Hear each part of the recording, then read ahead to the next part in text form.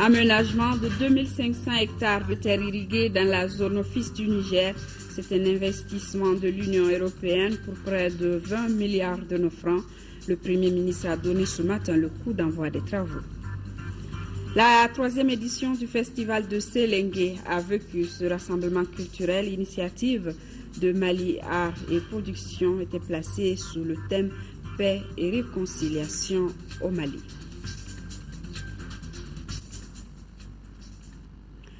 Mesdames, Messieurs, bonsoir et bienvenue dans ce journal.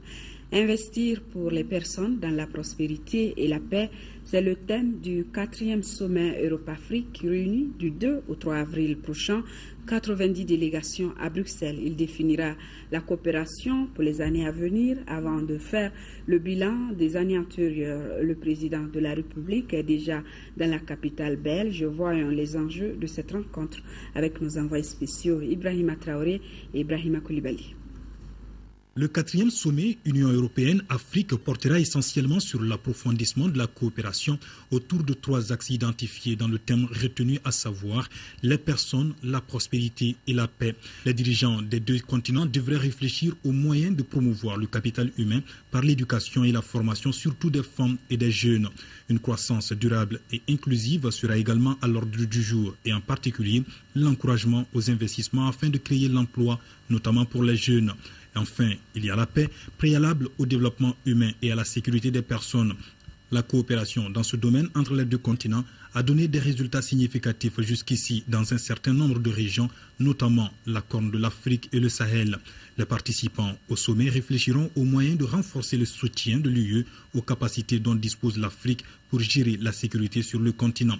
Les attentes du président de la République, Ibrahim Boubacar Keïta, sont grandes.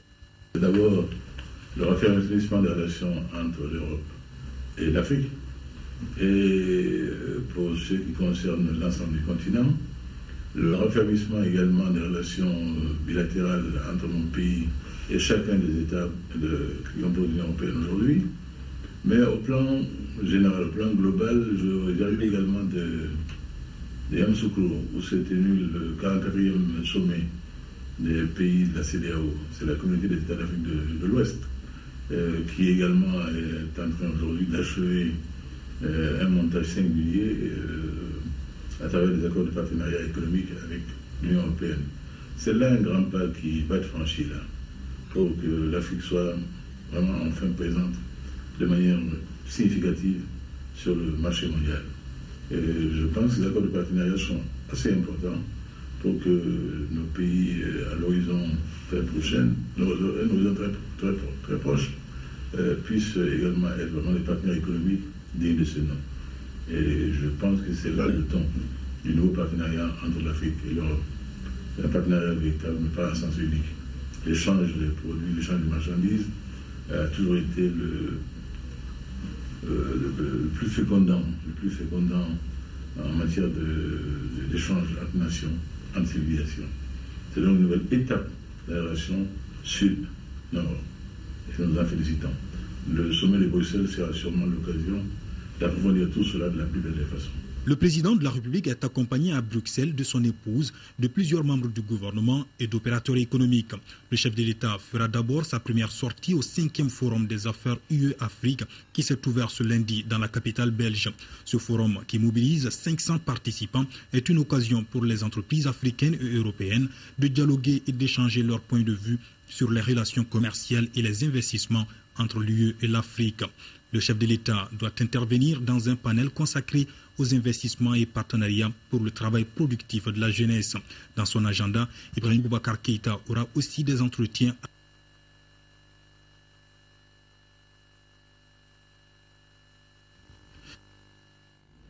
à Bruxelles cet après-midi. Ibrahim Boubacar Keïta a magnifié la coopération entre le Mali et l'Union européenne. Le président de la République est revenu sur les domaines d'intervention de l'Union européenne dans notre pays. C'était au cours d'une interview accordée à nos envoyés spéciaux Dembawan et Ndeye Sissoko. L'ancienneté des relations entre l'Union européenne et le Mali, jusqu'à la crise que nous avons eu à déplorer dans notre pays, où nous avons vu encore l'Union européenne à nos côtés, constante dans la solidarité, et mobilisant ses ressources humaines et ses ressources financières pour permettre au Mali de résoudre cette crise-là. D'abord de faire en sorte que les prétentions djihadistes qui étaient de domination du Mali, et pas seulement du Mali, mais à travers le Mali qui avait des visées mondiales, que ces prétentions soient vaines. Là également, l'Union européenne a joué tout son rôle auprès de nous. Il y a différents États européens se sont ajoutés à la France qui a eu l'initiative de la première intervention qu'elle a stoppée des djihadistes aux portes de Kona. De ce temps donc à aujourd'hui, nous pouvons nous féliciter de l'appui européen aujourd'hui dans la stabilisation du Mali. Très important le rôle que l'Union européenne joue au Mali aujourd'hui. Parce que, vous savez, nous sommes dans un temps de stabilisation et de refondation en même temps. De stabilisation parce que la sécurité reste très précaire. Et vous le savez, dans le nord du Mali, dans l'extrême nord du Mali, notamment dans le nord-est du côté libyen, il y a encore des frémissements qui ne sont pas pour rassurer. Et tout cela requiert donc une grande vigilance. Il y a donc aujourd'hui une armée en reconstruction. Il le fallait pour que l'État malien ait les moyens de défendre sa souveraineté et son intégrité territoriale. C'est que le rôle dévolu aux forces armées nationales dans tout pays. Mais pour faire cela, il faut donc rebâtir une armée moderne, une armée républicaine, une armée imprégnée des valeurs de démocratie et également des valeurs des droits de l'homme. Et c'est dans cela encore que nous trouvons l'Union européenne à nos côtés, via UTM, European Union Training Mission, qui déjà nous a préparé à contribuer à la formation de 24 bataillons déjà, des bataillons désormais opérationnels qui sont réputés de très bonne qualité, et cela pour que la stabilisation du Mali soit faite également avec un effort malien soutenu et efficace. Mais je voulais dire également l'aide financière fabuleuse dont nous avons pu bénéficier via l'Europe. C'était la mobilisation en juin 2013 de près de 3 milliards 200 millions d'euros en appui au Mali.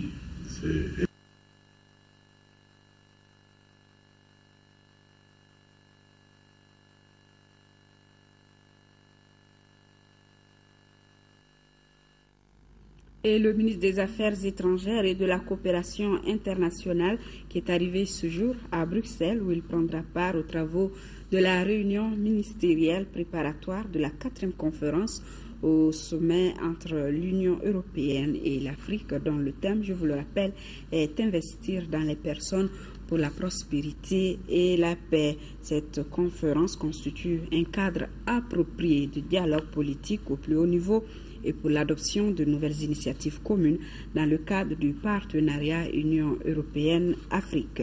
Et comme pour joindre l'acte à la parole, l'Union européenne vient d'investir près de 20 milliards de francs CFA pour l'aménagement de 2500 hectares de terres irriguées dans la zone office du Niger. Le Premier ministre a donné ce matin le coup d'envoi des travaux, un programme qui vise à accroître les rendements agricoles du Mali et du coup lutter contre l'insécurité alimentaire. Mohamed Diarra. Ce geste qui n'a duré que quelques secondes a une valeur incontestable puisqu'il concerne une somme fort impressionnante. Oui, près de 20 milliards de francs CFA. C'est la somme que l'Union européenne a décidé de débourser pour l'aménagement de 2500 hectares de terres irriguées dans la zone office du Niger. L'ouvrage que vous voyez derrière moi assure la mise en eau aujourd'hui de 2500 hectares, mais il peut assurer la mise en eau de 7500 hectares complémentaires. En plus de la cérémonie d'ouverture de la vanne, le chef de gouvernement a procédé au lancement des projets de reboisement dans la même zone. Cette opération qui concerne la mise en terre de 1000 plants va créer de l'emploi pour 300 jeunes et femmes. Avec ce gigantesque programme, c'est un nouvel espoir pour la population de la 4e région et même pour tout le Mali. Cette 3e intervention de 2500 hectares de l'Union européenne va porter le niveau des aménagements à 110 000 hectares. 110 000 hectares sur un potentiel de 900 000 hectares. Et cela fait 14% du potentiel aménageable. Nous, bénéficiaires de cette parcelle, nous prenons l'engagement d'en faire un bon usage et faire profiter les autres populations pour la commercialisation de nos surplus de production. Avec ces terres, ce sont 2256 familles qui verront leur propriété foncière augmenter. C'est la raison pour laquelle les populations de la commune rurale de Pogo, par la voix du maire, ont réitéré leur remerciement à l'Union européenne. L'Union européenne, en 3 décennies, a aménagé plus de 5000 hectares de périmètres irrigués et elle ne compte pas s'arrêter en si bon chemin. Ce nouveau périmètre demande une gestion méticuleuse. C'est pour cela que nous avons mis en place des assistances techniques auprès de l'Office du Niger pour l'appuyer dans ses missions principales, c'est-à-dire la gestion de l'eau et la maintenance de ses aménagements. Les progrès sont considérables, mais les défis auxquels l'Office du Niger va faire face restent nombreux. La réussite de ce programme permet de créer des entreprises agricoles. Je le répète encore une fois, des entreprises familiales. Et c'est ce à quoi travaille le gouvernement du Mali. De grandes possibilités d'aménagement existent encore et des efforts considérables à déployer afin d'arriver à aménager les 350 000 hectares à l'horizon 2020. Pour le Premier ministre, il s'agit à travers de tels programmes de faire du Mali un pays exportateur de riz et d'autres produits maraîchers.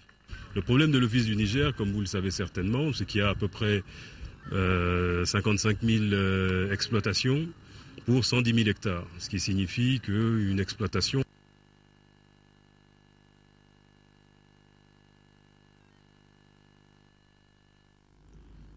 Toutes nos excuses pour ces quelques problèmes sonores que nous rencontrons au cours de ce journal. Le Premier ministre qui a aussi parlé des grands chantiers qui seront réalisés à l'Office du Niger dans le cadre du 11e fête.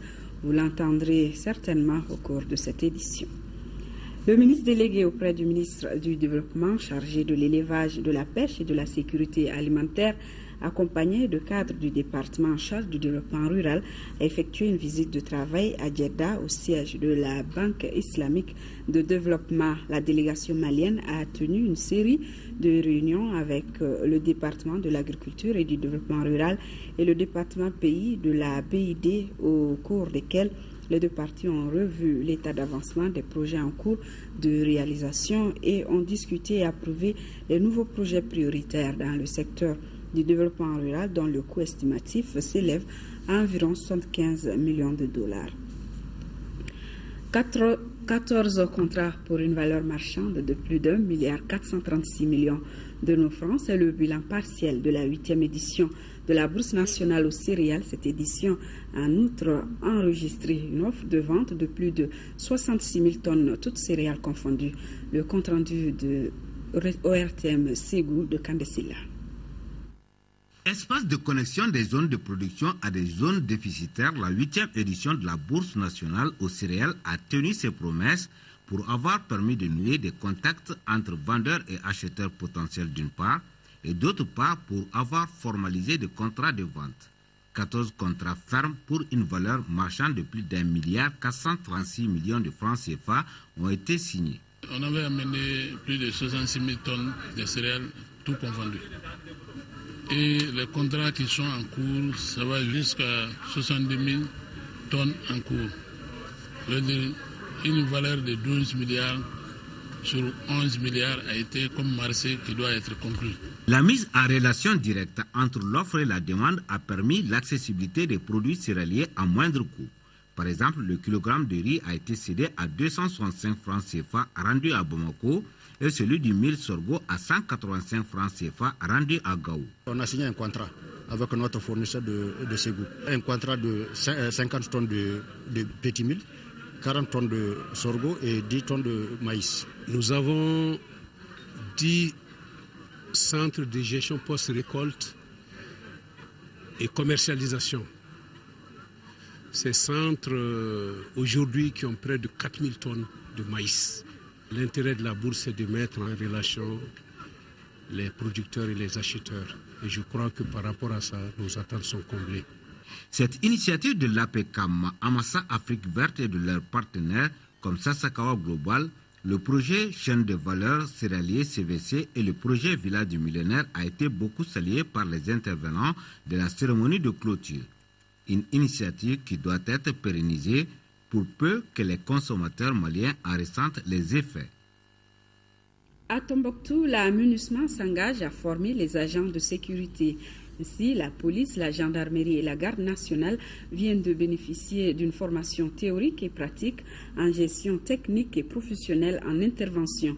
L'objectif de cette formation est de renforcer leur capacité opérationnelle. Le compte-rendu depuis Tombouctou de Adama Djimde. Ces hommes, 30 éléments constituent une force mixte, police, gendarmerie et garde nationale. Ils viennent de terminer une formation théorique et pratique de 2 semaines sur la gestion technique et professionnelle en intervention. Initiée par la MINUSMA, en collaboration avec la Direction générale de la police, l'exercice a pour but de renforcer la capacité opérationnelle des forces de maintien d'ordre sur le terrain. Une formation en GTPI est la preuve que les forces de sécurité sont en phase avec les réalités du moment. Plus que renforcer nos capacités, cette formation a renouvelé notre engagement à protéger partout et en toutes circonstances les personnes et leurs biens. 30 fonctionnaires des services de sécurité ont suivi un programme rigoureux en intervention avec des formateurs de la MINUSMA et 2 formateurs de la police nationale.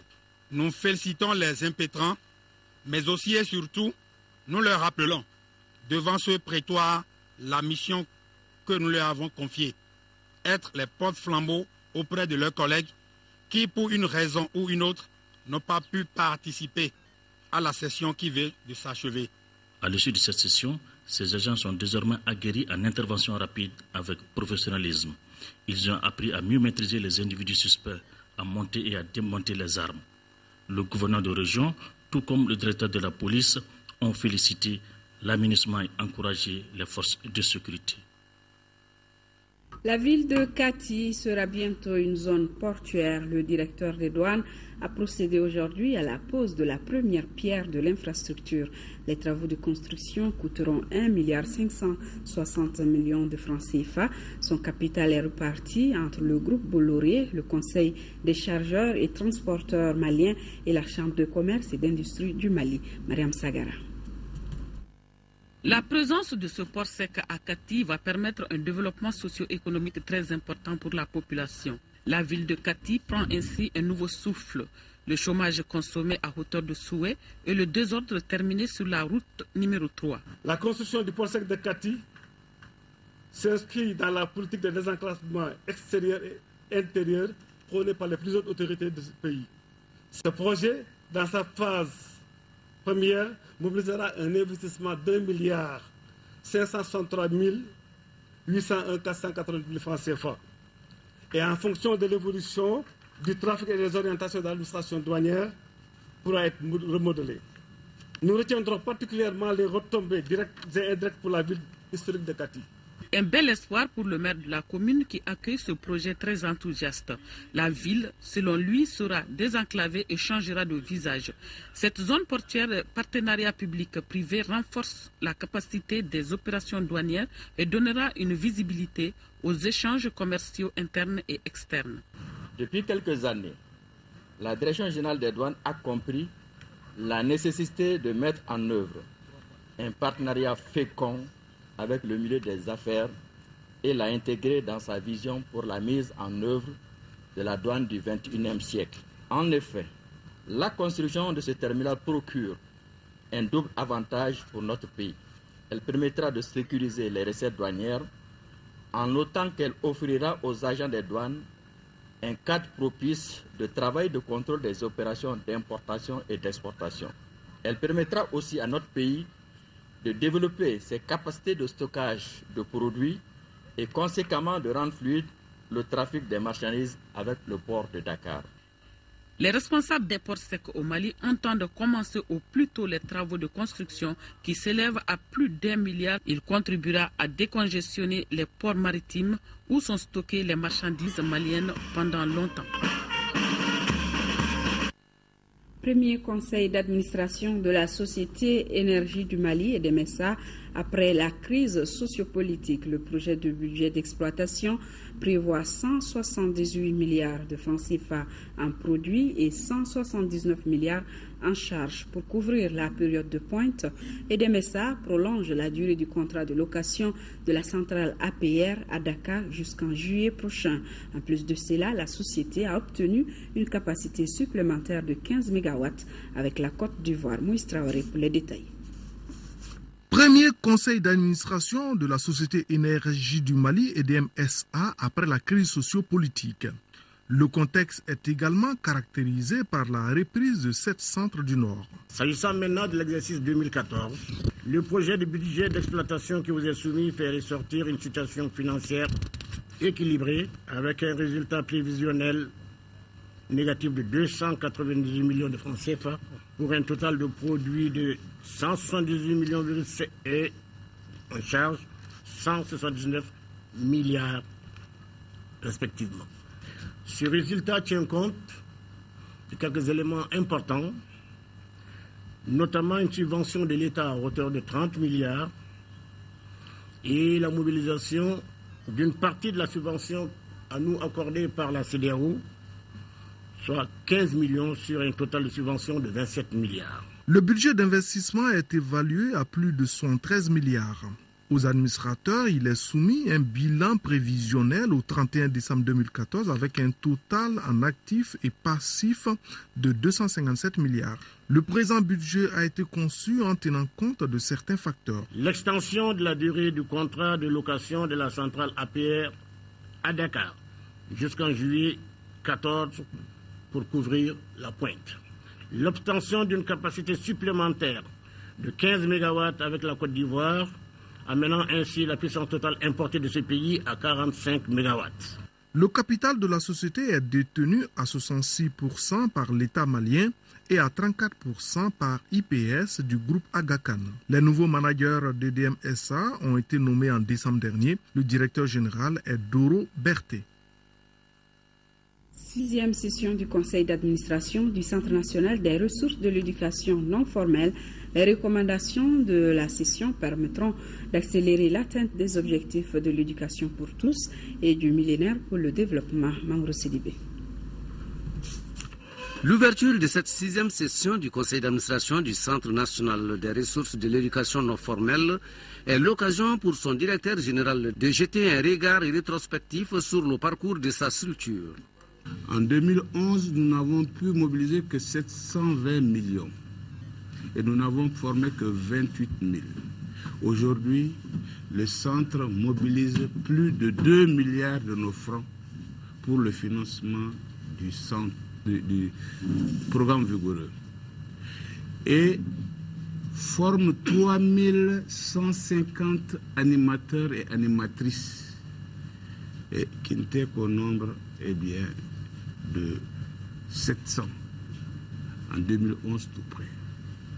Et aujourd'hui, nous produisons 700 000 livrets, dont 450 000 distribués dans les centres. En plus de ces grands pas franchis par le centre, le ministre ambitionne de multiplier les efforts en faveur du sous-secteur du non formel. Il s'agira à partir de la campagne 2015-2016 de porter de 94 500 à 231 050 le nombre de personnes âgées de plus de 15 ans à alphabétiser annuellement. Cette disposition permettra de réajuster, selon le ministre, les quotas à allouer aux différentes académies d'enseignement, de façon à absorber progressivement le retard accumulé par les régions du Nord pendant la crise.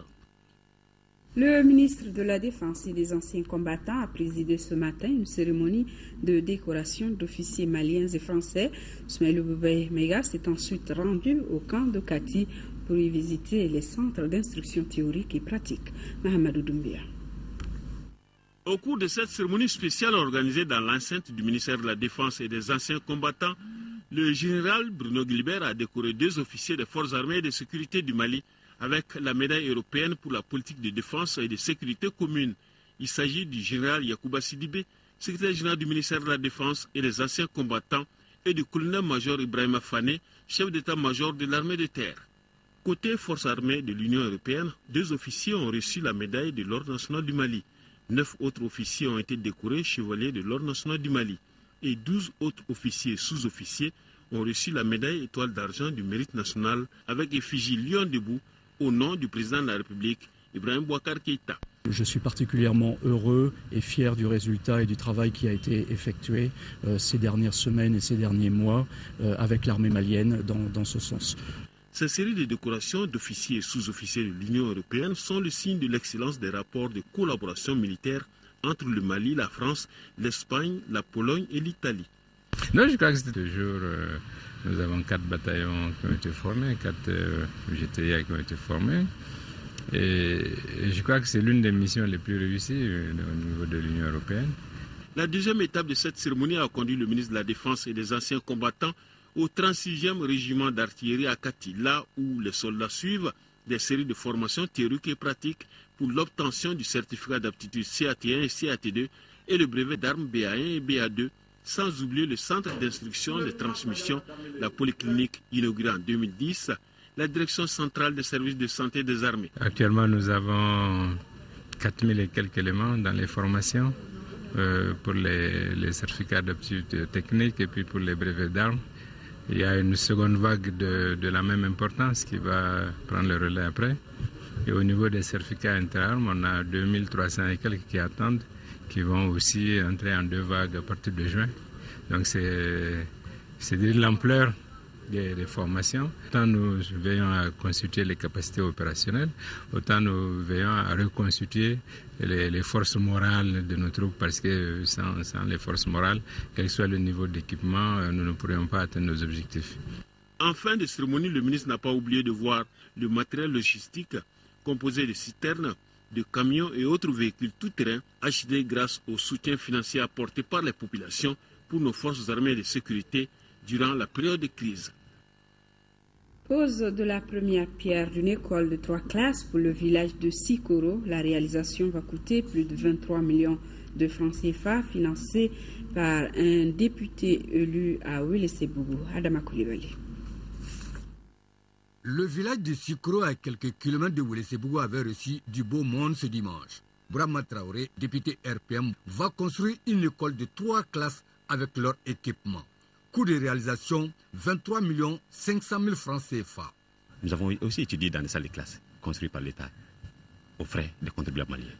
Quand j'ai eu la chance d'avoir un peu de moyens, par-ci par-là, je dois rendre la monnaie à ce brave peuple et à ce brave paysans qui sont là dans les coins reculés. Plusieurs députés de l'Assemblée nationale et des personnalités avaient fait le déplacement à Sikoro pour saluer l'acte de patriotisme de M. Traoré, mais aussi demander aux Maliens de se donner la main pour le développement. Et à l'effort qu'il est en train de faire, imaginez-vous, 28 salles de classe, de 2001 à 2013, 28 salles de classe, à près de 177 millions, et encore avec d'autres efforts, il doit être accompagné. Population de Djotoumou, moi je crois que Dieu, Allah le Tout-Puissant, à chaque fois que les peuples connaissent des problèmes, il leur désigne des hommes pour les sauver. C'est comme ça que Allah nous a choisi des hommes pour sauver le Mali. Parce que le Mali avait énormément de problèmes. Conférence de presse du parti Fasoko, c'était pour informer l'opinion nationale de son adhésion à l'opposition, signalé Sophia Kité. Les responsables du Parti pour la restauration des valeurs du Mali, PRVM Fasoko, ont voulu cette conférence de presse pour expliquer aux journalistes leur positionnement sur l'échiquier politique national. On voulait faire un point de presse pour que tout le monde sache que nous sommes dans l'opposition, nous sommes de l'opposition. Raison pour laquelle nous avons fait une déclaration solennelle d'appartenance à l'opposition. Nous disons que nous allons faire une opposition qui va dans le sens du bien-être de la population malienne. On a l'opposition pour pouvoir contrôler l'action gouvernementale. Dans cette dynamique, le parti se veut une opposition constructive, une façon pour lui de contribuer au rayonnement sociopolitique et économique du pays. Fin des activités de lancement du réseau des organisations pour une citoyenneté participative. 2 jours durant, ses membres ont échangé sur plusieurs sujets relatifs au rapport citoyen, paix, démocratie et développement local. Le compte rendu de Abdrahman Mega. L'importance de la paix et la cohésion sociale dans le développement d'un pays, la place et le rôle des femmes et des jeunes dans la consolidation de la démocratie et l'état de droit. Ce sont là quelques thèmes débattus par les participants à ces activités de lancement du réseau des organisations pour une citoyenneté participative. Un réseau à travers lequel les femmes et les jeunes sont appelés à conjuguer leurs efforts tout en apportant leur contribution à l'essor économique du pays. Une contribution qui, selon la présidente du réseau, passe par la création d'un nouveau type de citoyens au Mali. En parlant des élections que nous venons de définir, nous avons vu ce qui s'est passé. Le citoyen qui ne sait pas comment il doit exercer ce devoir, pourquoi il l'exerce. Donc il faut un travail de fond pour que ce citoyen sache qu'il doit choisir. Il doit choisir volontairement, librement, sans contrainte. Autre activité non moins importante ayant marqué ces journées de lancement, c'est la foire exposition. Cet espace a en 2 jours permis aux différentes associations de femmes et de jeunes de se faire connaître à travers leurs produits. En plus de cette exposition, des jeux concours sur le Mali et ses institutions ont mis en prise des jeunes scolaires issus des 8 quartiers de la commune 5 du district de Bamako. D'hier à aujourd'hui, les femmes étaient là dans la foire. La foire, ils n'ont pas importé, ils n'ont pas exporté. Tout ce qu'elles ont produit, c'est avec leurs mains. Donc, nous allons montrer à tout le monde que les femmes peuvent être autonomes sans tendre la main. Cette satisfaction est également partagée par les autorités politiques et administratives. Au cours de leurs interventions, celles-ci ont salué les membres du réseau pour cette initiative salvatrice qui, selon elles, permettra aux femmes d'être désormais autonomes pour accompagner leurs maris dans la gestion du foyer. La présidente du réseau qui s'appelle Madame Katilé et non Madame Qualité. La nouvelle instance dirigeante de la Fondation malienne pour l'entraide et le développement Maliko est composée de 17 membres. Le bureau, qui vient d'être mis en place à la faveur d'une assemblée générale, est dirigé par Mahamadou Si Savane. Il entend poursuivre avec ses actions de solidarité et développer des stratégies pour mobiliser plus de ressources. Agalia Gagissa. C'est un bureau de 17 membres qui a désormais les destinées de la Fondation malienne pour l'entraide et le développement FEMED Maliko. Mahamadou Si Savane se succède à lui-même pour un mandat de 3 ans. Il est assisté de 3 vice-présidents dont une femme, un coordinateur, un trésorier et 11 autres membres. On a soigné au moins 1000 personnes à Nioro et on a opéré encore 1200 personnes à Nioro. Inch'Allah, on va faire beaucoup de choses comme ça et Mali a besoin de l'eau partout. On va faire le forage. On va réfléchir tous ensemble au niveau du bureau pour voir quelle stratégie on va mettre sur pied parce que oui, ça prend une mobilisation de ressources, ça prend de généreux donateurs. C'est sûr, c'est contribuer au développement de tous les Maliens. Donc comme le nom l'indique, c'est Maliko, donc tout le monde ensemble, tous les Maliens ensemble pour un meilleur développement du pays. La fondation créée il y a une année se fixe comme mission principale l'assistance aux couches les plus vulnérables, d'où le slogan « Ensemble pour un Mali développé, généreux et digne ». Plusieurs leaders religieux ont pris part à la cérémonie d'investiture de ce bureau. Lutte contre la malnutrition aiguë dans la région de Sikasso. Le projet Nutrition Wash Damouniwassa a lancé ses activités ce lundi. Il a comme ambassadeur de bonne volonté pour cette campagne l'artiste Sikassoa Abdoulaye Diabaté. Compte rendu Sekou Konaté. La région de Sikasso est la plus productive agricole au Mali. Et c'est encore dans cette région que l'on enregistre le taux le plus élevé de malnutrition aiguë chez les enfants, à savoir 45,2%. Un véritable paradoxe de l'abondance. Et c'est bien pour corriger ce paradoxe qu'est lancé ce projet Nutrition Wash Damouniwassa, financé par l'USAID. Le Mali a été choisi par le gouvernement américain comme pays de concentration de ces nouvelles initiatives, comme l'initiative globale pour la santé et l'initiative Nourrir l'avenir, en plaçant la nutrition au rang de priorité de haute importance. Le projet qui couvrira 3 districts sanitaires de la région de Sikasso, à savoir Kinya, Kadiolo et Kouchala, sera mis en œuvre par l'ONG ASDA. Il coûtera plus de 700 millions de francs CFA. On mettra un accent sur l'approche intégrée l'approche intégrée avec la pleine participation des communautés. Ils ne sont pas des bénéficiaires passifs, mais ils sont acteurs aussi de ces questions qu'on va aborder avec eux sur l'agenda de la nutrition et de l'eau, hygiène, assainissement.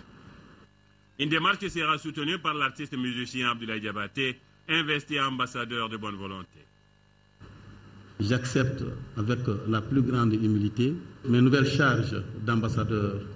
Certes, les défis sont énormes, mais je demeure convaincu qu'ensemble, nous serons les lever. Je voudrais saisir l'occasion solennelle pour formuler nos plus vifs remerciements et exprimer notre profonde gratitude à tous nos partenaires et singulièrement à l'USAID pour la constance de son appui inexpugnable à nos côtés.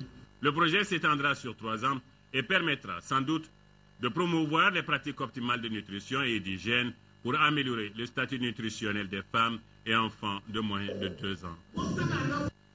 Célébration de la journée du 8 mars dédiée à la femme par l'association Soro et ses partenaires. La cérémonie s'est déroulée à Kita. Elle a été marquée par des gestes de citoyenneté, notamment la remise d'extraits d'actes de naissance, de cartes d'identité nationale à des femmes de la localité Sokona Kamisoko.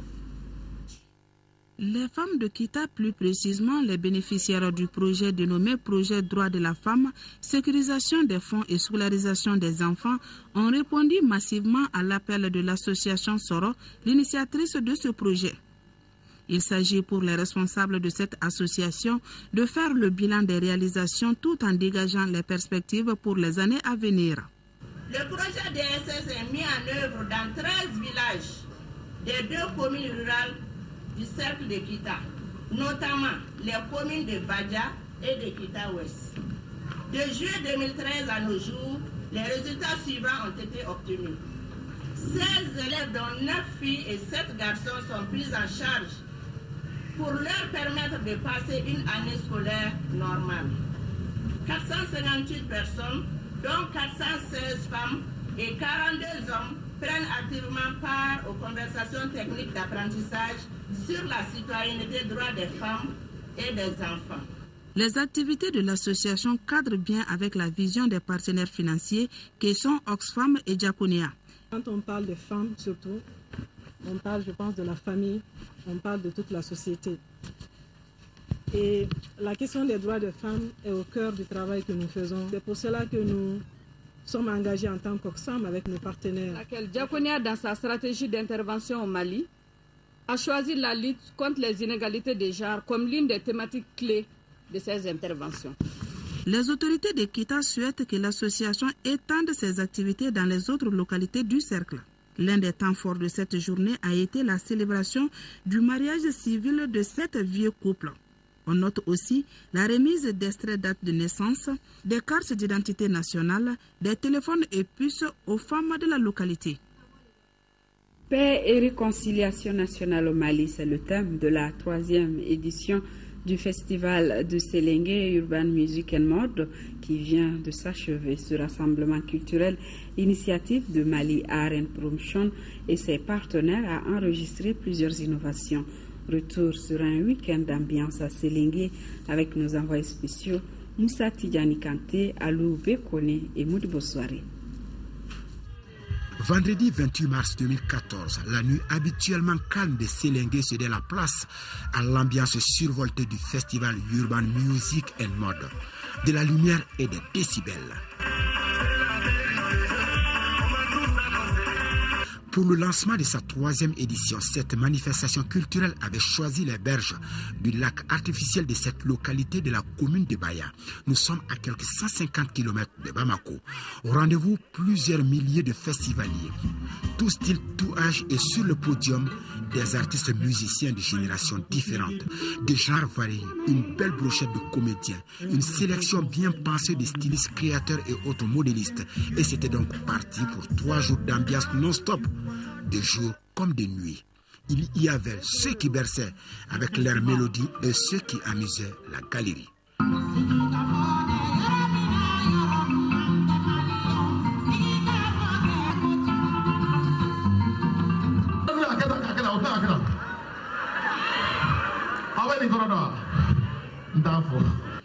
Paix et réconciliation nationale au Mali, voilà le thème choisi par les organisateurs. Un thème, disons un message martelé tout au long de ces festivals et dans tous ces compartiments.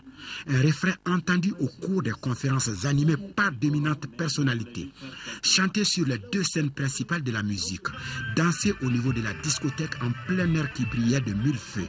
Affiché au niveau des quelques dizaines de stands et exprimé au cours des défilés de mode. Je suis ici au festival de Sélingué pour honorer la culture africaine. C'est la toute première fois que je présente une collection faite de matières africaines. C'est une bonne initiative pour la jeunesse. Et puis ça met en valeur la culture de Sélingué aussi. Franchement, je trouve que c'est un festival qui est à la hauteur. Et à partir du moment où on a dédié cette soirée à la réconciliation nationale et à la paix, franchement, les initiateurs ont fait de très beau travail. Urban Music and Mode, un festival pour célébrer l'art et la culture malienne avec un objectif de promotion touristique. Voilà qui mettait dans le programme de cet événement des randonnées en pirogue sur le fleuve Sankarani. Déjà la 3e édition et déjà on parle de consécration pour le festival Urban Music and Mode qui a réussi cette prouesse de regrouper sur le même podium une trentaine d'artistes nationaux et étrangers parmi lesquels de grandes figures de la musique africaine de toutes tendances confondues.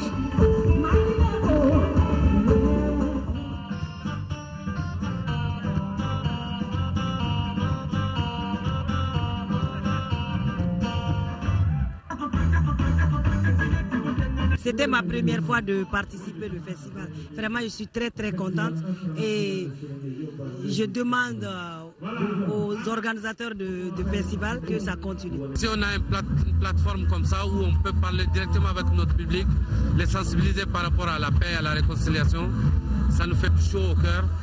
Après ce concert, après ce grand festival, partager la bonne nouvelle au monde entier, que le Mali est de retour parmi les nations fortes d'Afrique. Nous irons le dire que le Mali est un pays stable. Parce que de l'autre côté, là-bas, en Occident, on pense que quand on parle du Mali ou on parle de l'Afrique, généralement, on pense toujours aux coups de feu, aux maladies, on pense aux épidémies. Non, c'est pas ça. En Afrique, il y a la joie. Ou bien il y a la joie en Afrique ou pas? Moi, j'ai pas beaucoup de mots. Que Dieu bénisse le Mali. Alors, on était venu de partout pour vibrer avec Sélingué au rythme du festival et apparemment, les festivaliers ont dû être bien servis. Ici à Sélingué, voilà, le public est bien, les gens sont cool, quoi, en fait. Et on s'amuse pas mal. On est là, on est content, on s'enjaille, on s'amuse, quoi. Un pari de gagner pour l'organisatrice, l'agence Mali Art et Promotion et ses partenaires qui promettent une édition encore plus captivante pour le prochain cap de Urban Music and Mode. Ce sera en 2015.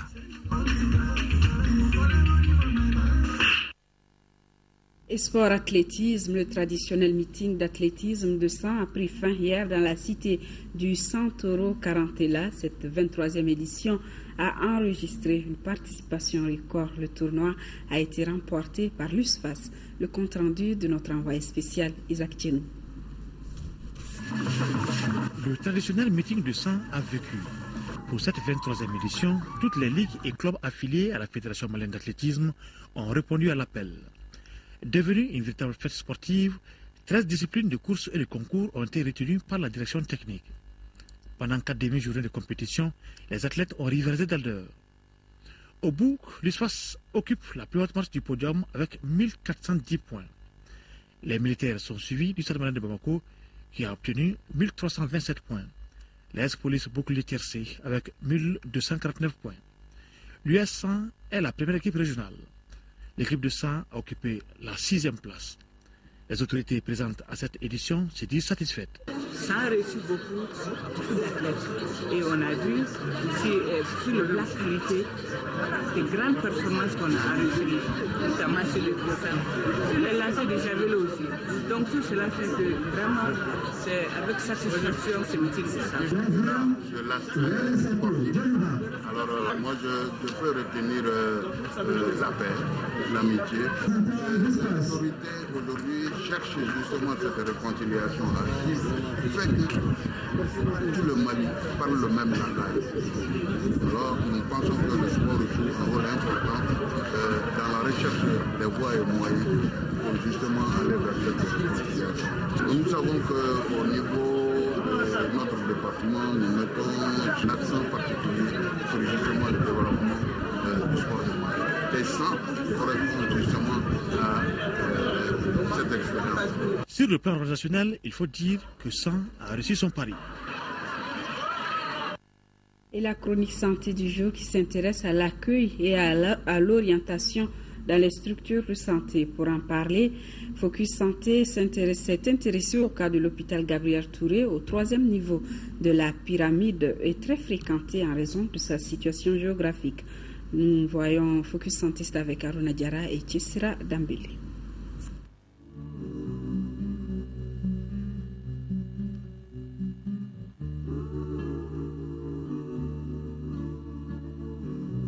Il y a un jeune qui a donné l'ordonnance pour une seule piqûre à 55 000 francs. À l'entrée de l'hôpital Gabriel Touré de Bamako, les altercations entre usagers et vigiles ne manquent pas. Lieu de rencontre de personnes stressées et d'agents cherchant à respecter des consignes, c'est pourtant le point de départ de l'accueil et de l'orientation dans ce centre hospitalier de 3e niveau, centre très fréquenté et qui se bat pour assurer des soins de qualité et sauvegarder sa réputation. Où doit aller le patient une fois dans ce centre? Comment est-il accueilli? Comment a-t-il passé son séjour? Tout est lié à l'accueil et à l'orientation. C'est un élément qui rentre dans la production des soins. C'est un maillon essentiel pour la réussite des soins qui sont prodigués aux patients. C'est un processus qui va de l'entrée du malade à sa circulation au sein de l'hôpital jusqu'à sa sortie de l'hôpital. C'est donc l'ensemble des activités menées avant, pendant et après la visite du patient et de l'accompagnateur afin qu'ils obtiennent le confort dans le processus de production des soins. Selon les spécialistes, l'accueil est très important dans la prise en charge des patients. Un visiteur satisfait inviterait 4 personnes de son entourage à se rendre dans le même centre, alors qu'un visiteur mécontent en dissuaderait 10. L'accueil est une question centrale dans la prise en charge des patients. Et sa réussite est garantie par l'implication de tous et à tous les niveaux. Et donc vous aviez effectivement un personnel dédié à cela, qui est au niveau du bureau des entrées et au niveau du service des urgences. Mais vous aviez l'ensemble du personnel qui est impliqué pour pouvoir accueillir le malade et l'orienter afin qu'il puisse avoir satisfaction par rapport aux prestations demandées. 2 principaux points d'entrée à l'hôpital Gabriel Touré, le bureau des entrées d'une part et le service d'accueil des urgences de l'autre côté, où des mesures sont prises également pour accueillir et orienter les patients. À la rentrée même du service, vous avez ce qu'on appelle la zone tri. En fait, c'est une zone, au niveau de cette zone-là, c'est là le patient il est reçu. Et il est reçu toujours par un binôme médecin-infirmier. L'infirmier, son rôle principal consistera à paramétrer le patient et le médecin qui est là va s'occuper de classer le patient, de catégoriser le patient. Parce que chez nous, aux urgences, il y a une certaine catégorisation des patients qui s'est faite et c'est à travers cette catégorisation que le patient va secondairement être fléché, va être orienté, savoir dans quel secteur il va se retrouver et ceci en fonction de sa pathologie, en fonction de la gravité de sa pathologie. Les griefs des patients et des accompagnateurs ne manquent pas contre les établissements sanitaires en général. Peu de respect, attention différenciée pour les patients, non-sécurisation des biens, paiement de surplus de frais, mauvaises conditions d'hygiène. À Gabriel Touré, le corps enseignant de son côté réclame courtoisie, patience de la part du patient qui ne sait pas souvent où aller avec son mal. Très souvent, qu'est-ce qu'on voit? Des patients qui présentent souvent un simple palu vont chanter les 2 autres structures pour se retrouver aux urgences. Il nous est difficile de dire non, monsieur, il faut retourner chez vous, vous devrez aller dans un SESCOM.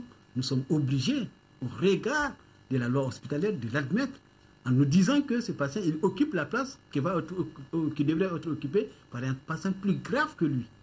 L'accueil et l'orientation dans les établissements hospitaliers auraient un poids de 50% dans la guérison du patient. Le reste dépend des normes professionnelles et de leur application.